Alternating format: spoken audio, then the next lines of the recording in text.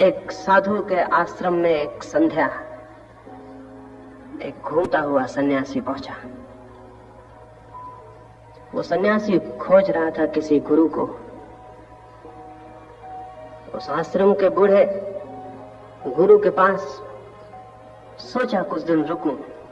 कोई 15 दिन वहां रुका, लेकिन 15 दिन में उसे ऐसा लगा कि वो बूढ़ा गुरु कुछ बहुत जानता नहीं, कुछ थोड़ी सी बातें रोज रोज दोहराता है।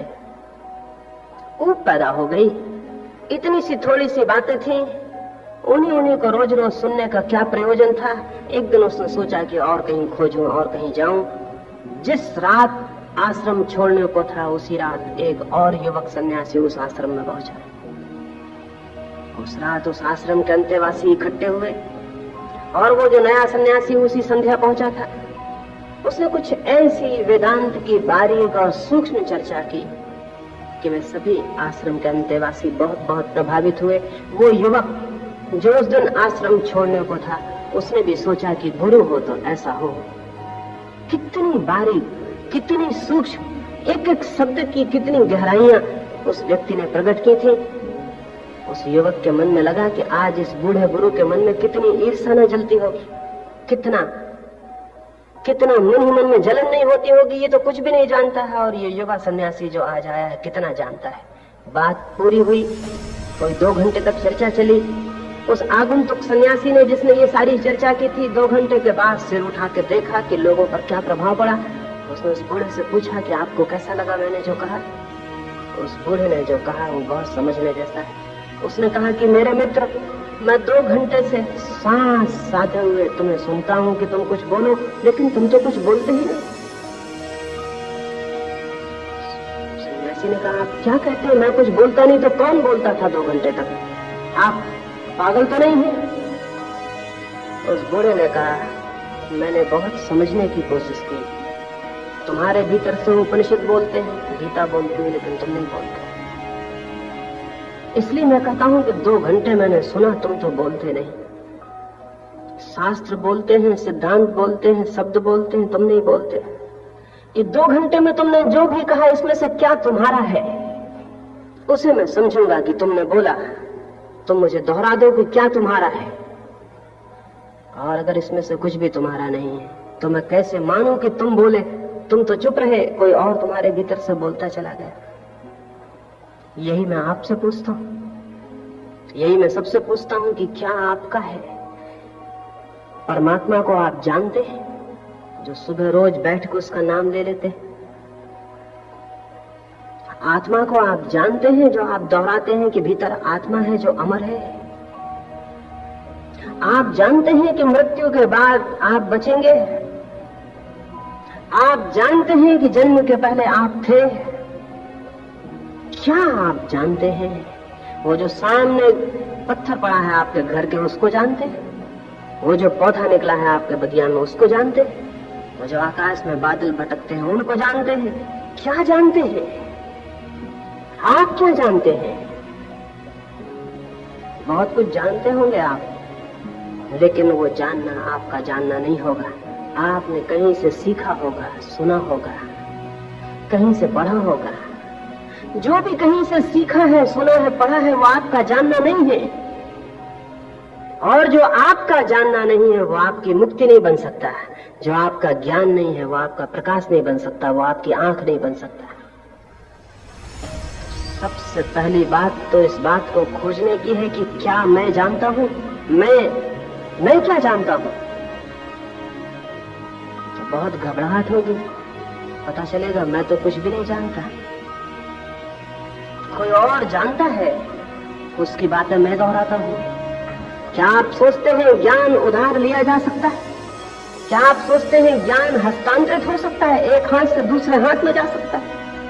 नहीं, ज्ञान तो एक से हाथ से दूसरे हाथ में कभी नहीं जा सकता। ज्ञान कभी दोहराया नहीं जा सकता,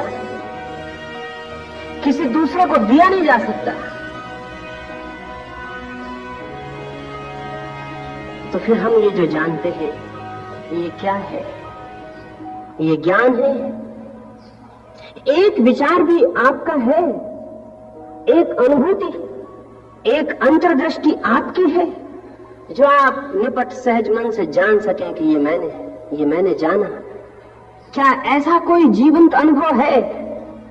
अगर नहीं है तब फिर ये ज्ञान जितना हम जानते हैं ये क्या है? ये अज्ञान से भी ज्यादा खतरनाक है, क्योंकि ये ज्ञान नहीं है और ज्ञान होने का भ्रम पैदा कर देता है। ये इल्यूजरी है, ये मिथ्या है, ये झूठा है। ये ज्ञान नहीं है और ज्ञान होने का भ्रम पैदा कर देता है। और हम क्यों इसे स्वीकार कर लेते हैं? आलस्य के कारण स्वीकार कर लेते हैं। खुद ज्ञान खोजना हो तो श्रम करना पड़ेगा, शक्ति और साहस चाहिए, खोज की हिम्मत चाहिए, अनजान अपरिचित रास्तों पर चलने की हिम्मत चाहिए।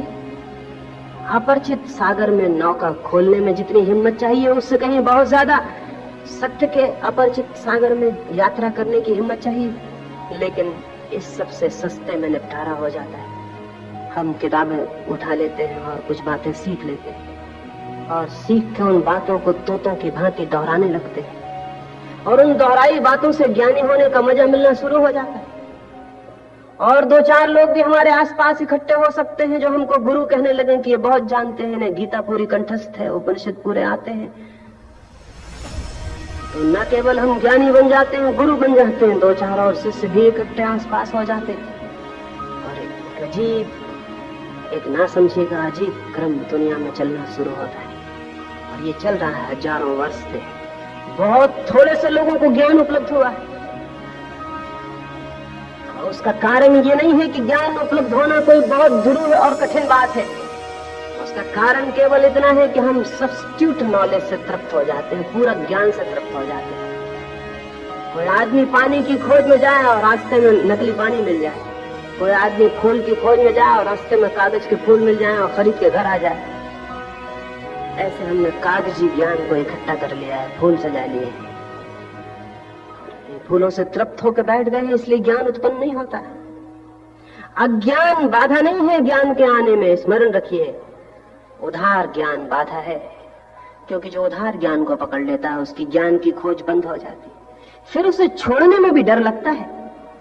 छोड़ने में इसलिए डर लगता है कि उधार ज्ञान हमारे अहंकार की तृप्ति करने लगता है, लगने लगता है मैं कुछ हूं, क्योंकि मैं जानता हूं, मैं ईश्वर को जानता हूं, मैं आत्मा को जानता हूं, मैं कुछ हूं, मैं ज्ञानी हूं। ये अहंकार की तृप्ति होने लगती। फिर अगर कोई कहे कि झूठा है तो प्राण बड़े संकट में पड़ते हैं कि इसे कैसे छोड़ दूं, इसे छोड़ दूंगा तो फिर निपट अज्ञानी रह जाऊंगा, जो कि है, जो कि असलियत में मैं हूं, लेकिन छोड़ने में डर लगता है, भय लगता है। और फिर ये भय बाधा बन जाती है और तब हमारी खोज हमेशा के लिए बंद हो जाती है। ज्ञान का किनारा छोड़ना पड़ता है, दूसरों के ज्ञान का किनारा छोड़ना पड़ता है, जिसे अपने ज्ञान की खोज में जाना हो। एक छोटी सी कहानी कहूं। एक रात कुछ मित्र एक मधुशाला में गए और उन्होंने शराब पी ली। पूर्णिमा की रात थी। फिर वे बाहर निकले, उन्होंने आकाश की तरफ देखा, नशे में भरे हुए थे। रात तो वैसे ही बहुत सुंदर थी, नशे में और भी सुंदर दिखाई पड़ने लगी। और उन सब ने सोचा कि चलो नदी के किनारे चलें और नौका पर यात्रा करें। वे नदी के किनारे गए, उन्होंने एक नौका पर सवारी की, पतवारें उठाई और यात्रा शुरू कर दी। कोई आधी रात होगी, फिर सुबह की ठंडी हवाएं चलने लगी। तब उनका होश थोड़ा वापस लौटा। ठंडी हवाओं के झोंकों ने नशा कुछ कम किया। तो उनमें से एक ने कहा कि मित्रों, न मालूम हम कितनी दूर निकल आए होंगे, अब सुबह होने के करीब है, वापस लौट चले। किस दिशा में चले आए हैं ये भी पता नहीं, कितनी दूर निकल आए हैं ये भी पता नहीं। एक आदमी नीचे उतर के देखे कि हम कहाँ हैं। एक व्यक्ति नीचे उतरा और उसने कहा कि तुम बिल्कुल मत घबराओ, हम वही हैं जहाँ हम रात थे। वो नौका वहीं खड़ी थी, वो जंजीर खोलना भूल गए थे, वो किनारे से बंधी थी। रात भर उन्होंने पतवार चलाई, रात भर, और ये सोचते रहे कि कहीं पहुंच गए होंगे दूर। लेकिन सुबह उन्होंने वहीं पाया जहां वो थे। एक बुनियादी बात भूल गए, नाव पर बैठे ये भी ठीक था, पतवार उठाई ये भी ठीक था, पतवार चलाई ये भी ठीक था, लेकिन सबसे पहले जरूरी था कि नौका कहीं बंधी तो नहीं। अगर नौका बंधी है तो सब व्यर्थ हो जाएगा। मृत्यु के करीब पहुंच के आदमी पाता है मृत्यु की ठंडी हवाएं लगनी शुरू होती हैं और नशा थोड़ा उखड़ता है।